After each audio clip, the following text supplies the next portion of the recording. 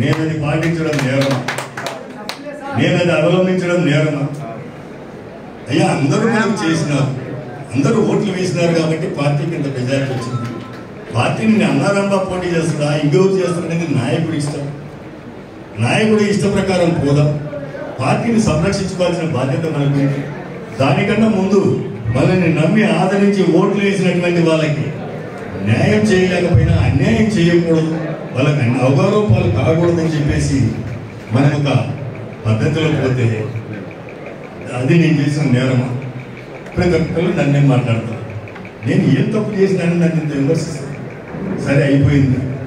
పోయిన నెల 27వ తేదీ అనౌన్స్ చేసినా నాకు వద్దు సీటు అని చెప్పేసి. ఎవరికి వచ్చినా నేను ఒక కార్యకర్తగా చేస్తానని చెప్పినా. ఈరోజు ఏదో నన్ను మార్కాపురం మార్చినారని చెప్పేసి నేను ఈ వేదిక మీద లేదు. ఒకవేళ మార్కాపురం మార్చకపోయినా కానీ ఇదే పరిస్థితుల్లో నాగార్జున వచ్చినా, ఇంకొకళ్ళు వచ్చినా ఒక కార్యకర్తగానే ఉద్యోగాన్ని ఎందుకంటే ఒక నిబద్ధత. మేము మాకు సీట్ ఇస్తేనే మేము గొప్ప లేక ఏదంటే సమంజసం కాదు. ఆలోచన చేసుకోవాలి.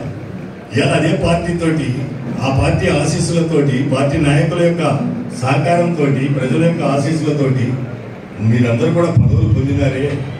పదవులు పొంది కూడా ఇటువంటి కార్యక్రమానికి రాకపోవడం అనేది ఎంతవరకు సమంజసం? ఇది ఏ రీతిగా ముందుకు పోవాలి?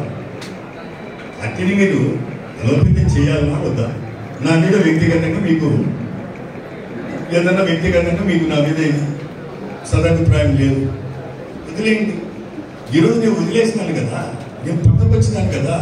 ఈ రోజైనా కానీ మీరు ఒక బాధ్యత కలిగినటువంటి పదవుల్లో ఉన్నారు కదా.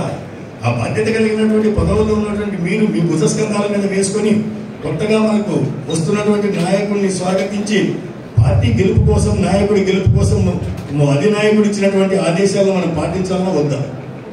ఎంతవరకు సమంజసమో ఇప్పటికైనా కానీ ఆ నాయకులు ఆలోచన చేసి మనం ఆ పార్టీ ద్వారా 5 సంవత్సరాల నుంచి గౌరవం పొందినాం, ఆ పార్టీ ద్వారా పదవులు పొందినాం, ఆ పార్టీని ద్వారా ప్రజలకు సర్వీస్ అందించగలిగినాం అనేది మర్చిపోకుండా మొన్న నాయకుడు జగన్మోహన్ రెడ్డి గారి ఆదేశాల ప్రకారం ఇక్కడి నుండి విద్యులూరు నియోజకవర్గానికి బాధ్యులుగా వస్తున్నటువంటి సోదరుడు నాగార్జున రెడ్డి గారిని మీకు అప్పచెప్తా ఉన్నా. గెలిపించాల్సిన బాధ్యత అంతా కూడా మనందరి మీద ఉంది అని చెప్పేసి కూడా విజ్ఞప్తి చేస్తా ఉన్నా.